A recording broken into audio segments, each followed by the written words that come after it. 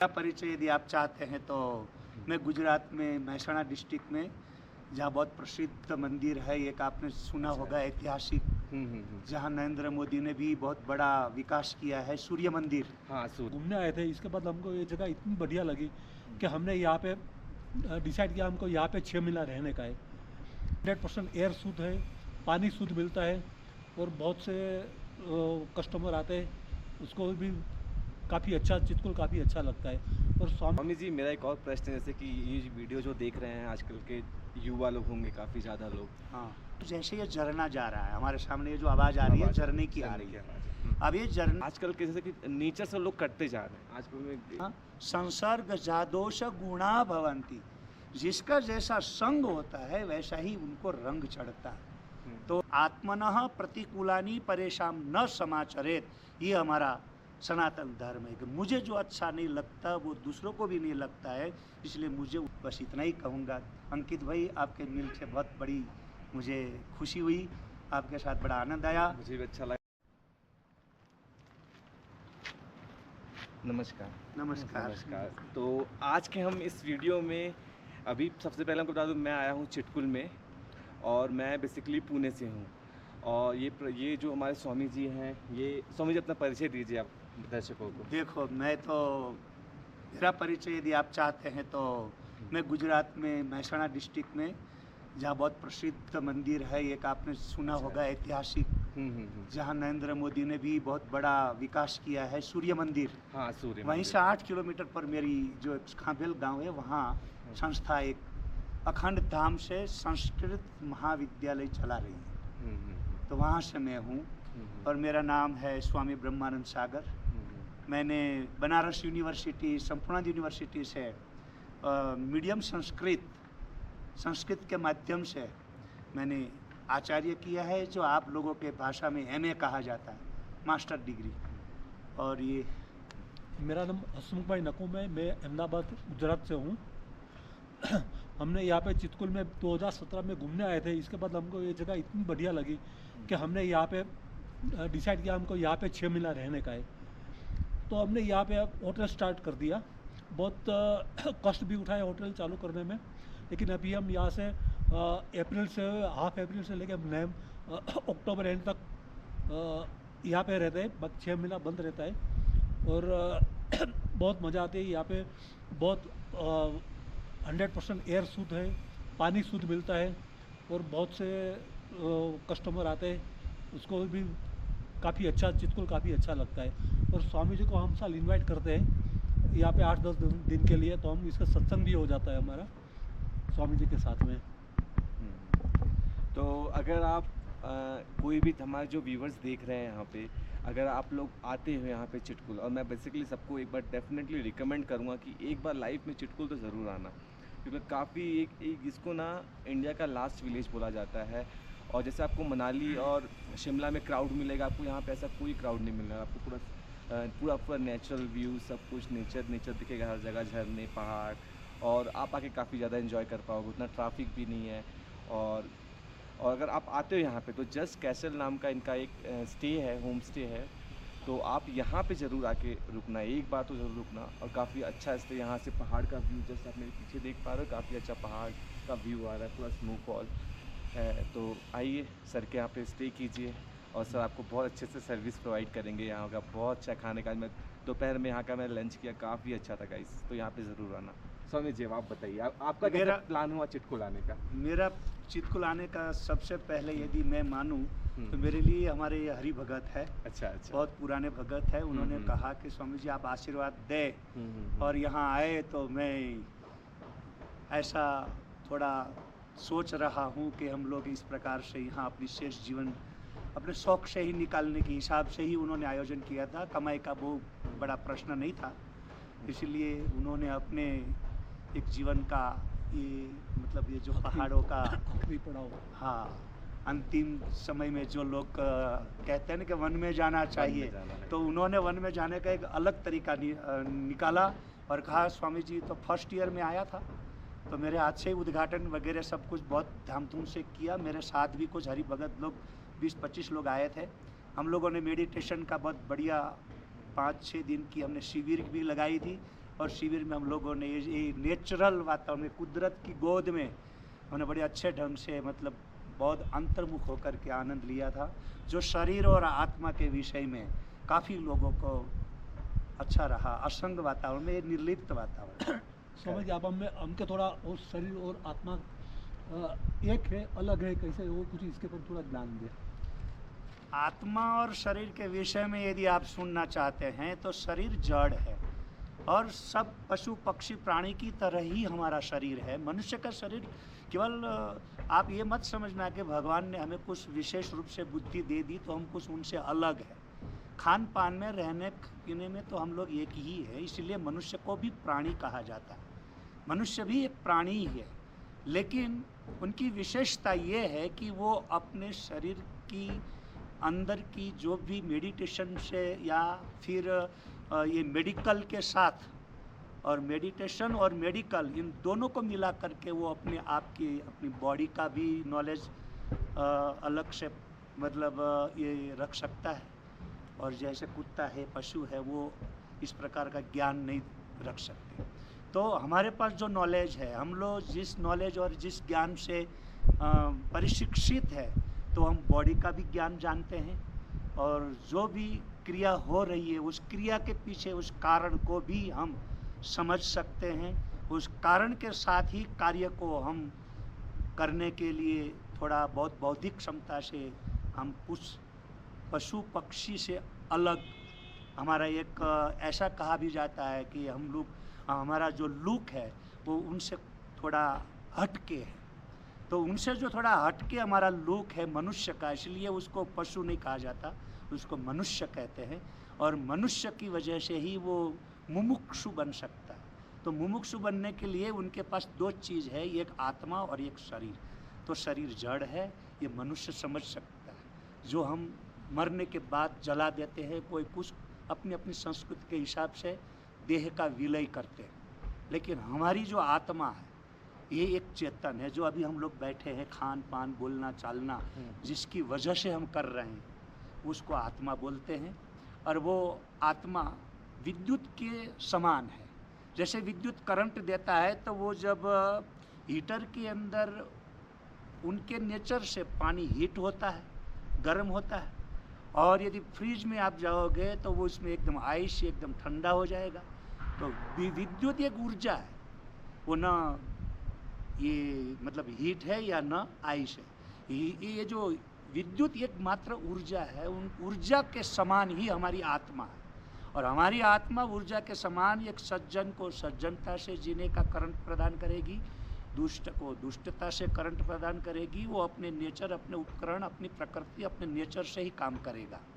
तो इसलिए हमारे नेचर में हम लोग कैसे कैसे काम करते हैं उनके विषय में हमारे सनातन धर्म में उस प्रकृति का हमें वो बताया है कि ये उपकरण कैसा है कि मान लो कि सत्व गुण, ये रजोगुण, ये तमोगुण, तो ये गुणा गुणेषु वर्तन्त इति मत्वा न सज्जेत। ये भगवद गीता में भगवान कृष्ण ने कहा है कि हमारा जो शरीर है वो प्रकृति गुण कर्म के हिसाब से ही चलता है।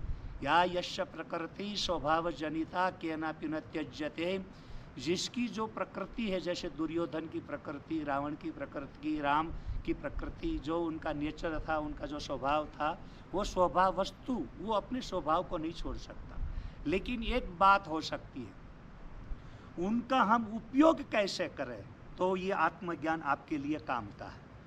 नहीं तो आत्मज्ञान आपके लिए कोई काम का नहीं, क्योंकि आत्मा इंद्रियों से, इंद्रियाणि पराण्यहु इंद्रियेभ्य परम मनः, मनसस्तु परा बुद्धिर, बुद्धिर्यस्तु पर स यानी वो आत्मा बुद्धि से भी परे है। तो वो आत्म बल से, आत्मशक्ति से यदि हम काम करेंगे, तो आत्म बल से यदि हम मन के ऊपर कंट्रोल करेंगे, मन इंद्रिया पर आएंगे और इंद्रिया जो जो विषय में जा रही है वहाँ हमारा संयम से काम होगा।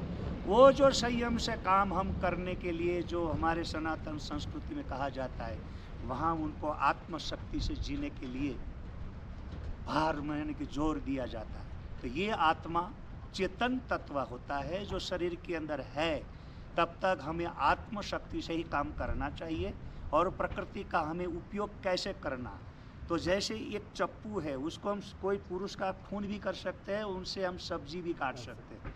तो एक का उपयोग होना, एक का दुरुपयोग होना। तो ये हमारे पास जो शरीर है, वो शरीर का सदुपयोग और दुरुपयोग, ये आत्मज्ञान से ही आप निर्णय ले सकते हैं। नहीं तो फिर वो अपने बाप को भी कह देगा कि मैं अपनी ज़िंदगी जीना चाहता हूँ, तुमको जो करना है करो, जाओ तुम्हारी ज़िंदगी तुम जियो। लेकिन वो आत्मा को समझ जाएगा। तो ममात्मा सर्वभूतात्मा, जैसे मुझे इन्होंने अपमान किया तो मुझे बुरा लगा, तो जो मुझे बुरा लगता है वो दूसरे को भी बुरा लगता है, वो आत्मज्ञान है। तो इसीलिए ममात्मा सर्वभूतात्मा, मुझे किसी ने गाली दिया और मुझे बुरा लगा तो ठीक वैसे ही आत्मनः प्रतिकूलानि परेशान न समाचरेत, ये हमारा सनातन धर्म है कि मुझे जो अच्छा नहीं लगता वो दूसरों को भी नहीं लगता है, इसलिए मुझे उनके साथ इस प्रकार का व्यवहार नहीं करना चाहिए। यदि वो मेरी सामने आकर के मेरी प्रशंसा करता है,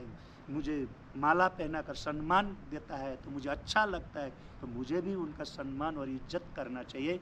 और मुझे भी यदि किसी की दी हुई इज्जत अच्छी लगती है तो मुझे भी दूसरे को इज्जत देना चाहिए और सीखना भी चाहिए। यही आत्मज्ञान और ये चेतना का भाव है। तो आत्मज्ञान से जो व्यवहार होता है और शरीर से जो व्यवहार होता है वो पशुवत होता है। उन्होंने जो परिचय दे ही दिया। बैकग्राउंड में कुत्ते भौंक रहे हैं, इसलिए बैकग्राउंड में अब वो आ ही गए कि स्वामी जी आप जो कह रहे हैं सही बोल रहे हो। हम प्रायोगिक बेज पर आपके सामने ही है। तो देखो ये चितकुल की इतनी अच्छी ठंडी में देखो मुझे काफी तो ठंड है आपने यहाँ पे। प्रश्न किया, बहुत अच्छा रहा।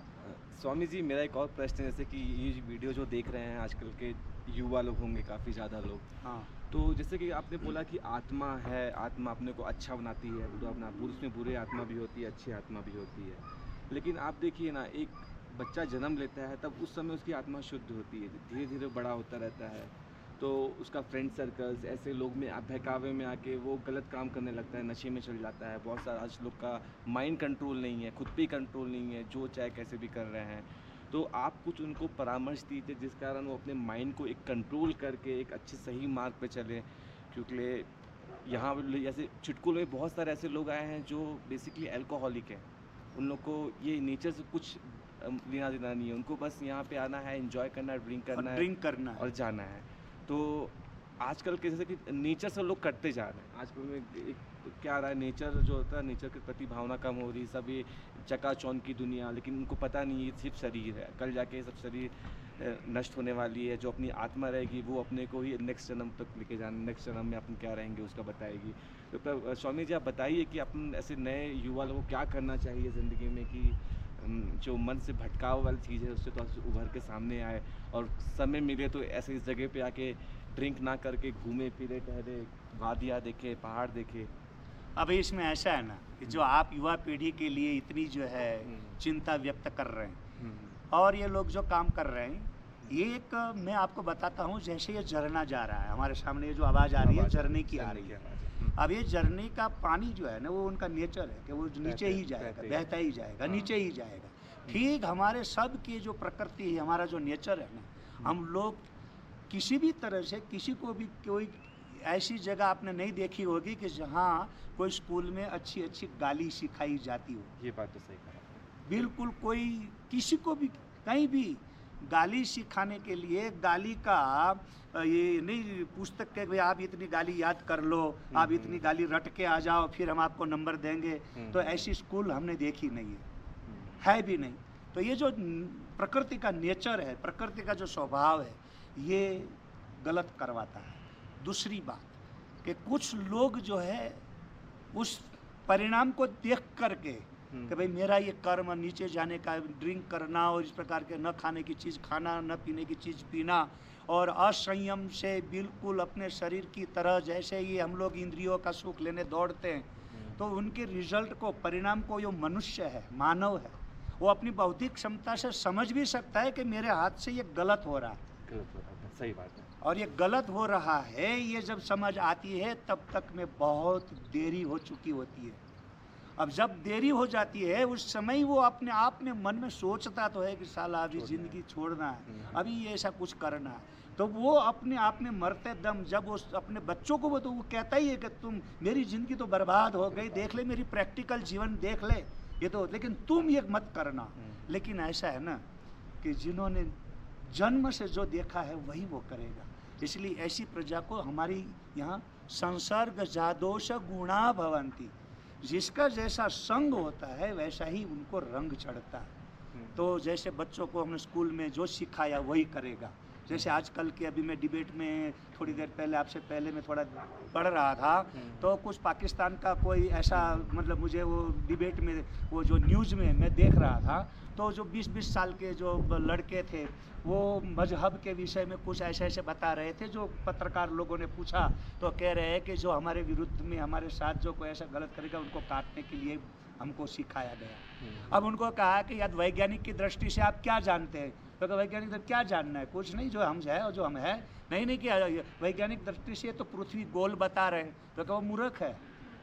अब आप इस दुनिया में देखिए, जो मोबाइल से बात करना, तो पत्रकार ने पूछा कि तुम मोबाइल का यूज करते हो और इन सारी चीज़ का यूज करते हो, ये सब यूज क्यों करते हो? तो फिर तुम जैसे तुम्हारा उसमें जो आयती में लिखा है उसी तरह से जियो और जा कर के इसी तरह से रहो। ये विद्युत का, बिजली का, ये सब का क्यों तुम प्रयोग यूज करते हो?